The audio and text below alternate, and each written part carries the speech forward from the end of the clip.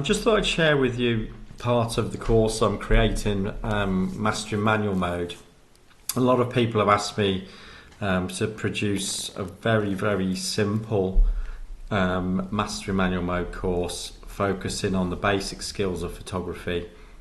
And I've run this course actually one-to-one for about 5 years now, and I've been learning the weak points and just developing it and trying to get it better. But it's the first time I'm going to share a few things with you. If you are interested in looking at the first stage of the course and get in contact, just go to richardbarleyphotography.com.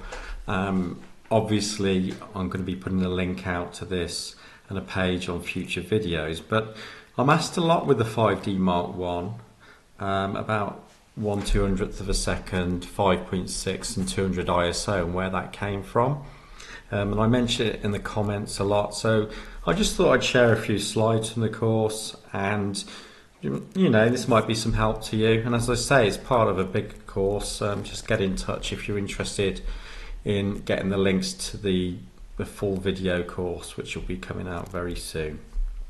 Right, so let's look at the 5D Mark I, because I know a lot of people will have come about that. So the 200th of a second has come from obviously the flash sync speed, and that was a first point for me with the system.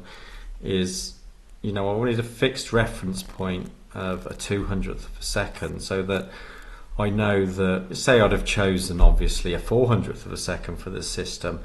As soon as I introduce the flash onto the top of the camera, I've got to then go 200th or a slower shutter speed, and I've got to recalculate ambient with that. So the 200th really, you know, was by the 5D Mark I, and I appreciate some of you will have cameras. The 30D is 1/250th or slower, so that's, you know, fine. But as I've been teaching people, I found that most of the DSLRs out there, again comment below, are 200th is, you know, a high percentage of the cameras is fine for the flash sync. So then I really started playing around with, can we get some simple numbers to have a starting point, especially for when I was teaching weddings, and you know, obviously doing the weddings, this was really my fixed setup. So 200 ISO, why 200 ISO?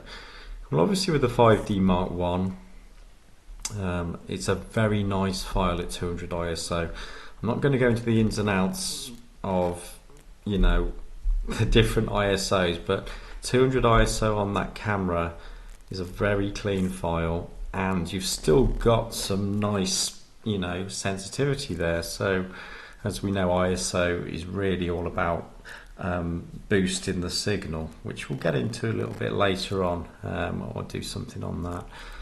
So 200, and people found they could remember 200. So, and the people I mentioned, that's me. I want to be able to walk up to the gate. If you imagine me walking up to the gate with all these people, and usually people want to grab hold of you and talk to you, and you know, the parents of the groom, etc. You've got to have a system that's very quick and simple. I didn't want to rely on metering at all, so metering with weddings, just I eliminated that very quickly. I don't meter at all now. Another question is, do you carry a meter around? Do you use in-camera metering? Never. This is a fixed system. So 200, I knew where I was. So average UK day, or overcast day we call it in the UK, I just found we were coming at about 5.6, you might be at f4, you know, sort of around there. So I needed a fixed starting point. So 200th, 5.6, 200. Right, let's move on from there. So 5.6, I get asked all the time why I shoot weddings at 5.6. If you look at your depth of field charts, and as part of the Mastering Manual Mode course, I teach people to use a depth of field calculator, an app on the iPhone or any phone. You can get this app. You can download the charts, but 5.6 Gives you a good depth of field at 24mm on full frame, 35mm, so you're getting very good depth of field, and even 50mm to some extent when your subject is quite far away. So, and jumping to the other end, 5.6 on a telephoto lens is giving you a nice shallow depth of field, and I always aim for this 1 meter depth of field. So I want a sharp zone of 1 meter stroke 1.5 meters, obviously because I need the front of the bride all the way to the back of the dress. So 5.6 kept coming back on me, so I decided just to do a fixed aperture system of 5.6. Now I do change to f4 when I'm doing interiors, when I'm doing churches, and I still need a decent shutter speed. And I can hear everyone shouting at me, why on earth do you use f4 lenses, why don't you use 2.8, but that's for another day. So 5.6 gives me decent depth of field when I'm using wider lenses, and gives me shallow depth of field when I'm using longer lenses. So that's why we ended up at 5.6. So let's see if we've got another one here for you. So let's just think about 5.6 and why you might want to fix that 5.6. Now that affects the amount of light reaching the sensor, and I know there's a lot of you screaming out there, this is basic stuff, but just bear with me. There's people out there that don't know these things. I find it all the time, and this is useful stuff. So your aperture obviously is the size of the hole in the lens, the amount of light let through to the sensor.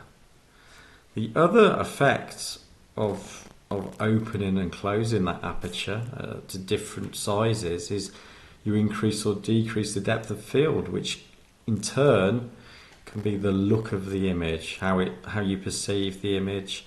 If you like nice blurry soft backgrounds, then obviously aperture affects that to some degree. So aperture's affecting two things.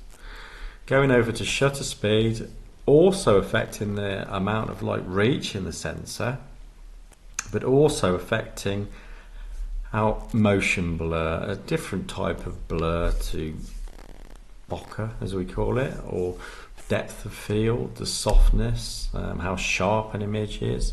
So motion blur is with your shutter. So I needed control over both. If you think about it, I've got couples moving. They might be coming down the aisle. They run quite often, believe it or not. So I needed a fixed reference point where I could get the majority of the things sharp. Now, I'm not really a big user of motion blur for the sake of it at weddings, but I appreciate that people are, and shutter speed points to that. So a 200th was a nice point for me. Most kids, then if they're not running around too much at weddings, a 200th was okay. So that was my starting point. But don't ever forget that it's the amount of light reaching the sensor is controlled by the shutter opening and the aperture, but this secondary thing, which is very important, which is motion blur, or you shaking as well, don't forget, was a big thing. So motion blur, you're physically shaking, and depth of field for that aperture. So ISO all of a sudden rings out. What's its purpose? Well, all that's really doing, if we look at it from a technical point of view, is boosting the signal on the sensor. Let's have a look at this one. So what I get people to do, you're starting to think differently. I think ISO and film have been linked together, and to be honest, when I started teaching this 5 years ago, I was linking film and ISO together too much. I don't do that now. I do this workflow. Light comes in through the lens, then it's got to get through the shutter, and eventually it will get onto the sensor. But once it's reached the sensor, it's at that point that we're boosting the signal and we're making the final image on our screen or the one we've just captured with ISO, we're making it brighter or darker. So this workflow, as in how you think about it, is very important. A lot of people will put that ISO first and they'll say, I'm in a dark room and I'll use a high ISO. Fair enough, I've gone down that route, but I'm just introducing this new workflow of, say, fix your aperture first, which then lets you decide on the depth of field, the sharpness in the image. 200th of a second is your shutter. Then we've got a decision, do we want to make blurry images as in motion blur, or do we want to freeze the action? Second decision. Then we're letting that that light get to the sensor and convert into data. And then we're saying, right, let's boost this signal to make it either brighter or darker. What I've found with this workflow with people is it makes them make the decision of depth of field and motion blur, and those are the two artistic decisions. ISO is more of a technical decision on how bright or dark you want the image. So I hope this helps. This is just a quick little peek at what I'm working on. I'm probably 90% of the way there. If you want to be involved in looking at the first stage of this, I am going to charge for this course. It's not going to be horrendous, but I want to get this out worldwide, to be honest with you. It is 5 years work, and I'm going to help you to introduce Flash into this system and show you an extremely simple way of working so that you can improve your photography. So go over to richardbarleyphotography.com. There's contact forms on there. You could send it through to me. You can comment below on this video, but just appreciate I get a lot of comments now. I'm not able to answer them all, and you're better off just sending me an email. And if you'd like to do a mastering manual mode course in person, I'm obviously based in the UK, based in Worcestershire.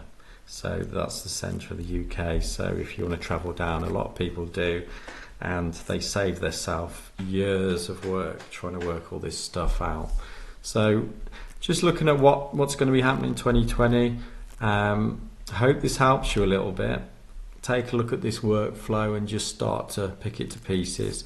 Fixed reference points are the key to learning photography. Eliminating all the noise, as in there's so much rubbish being talked. It's just, that's why I'm doing this course for you. So please subscribe, like, comment, and tell me your problems with learning how to crack photography, and comment below. Okay, thanks a lot.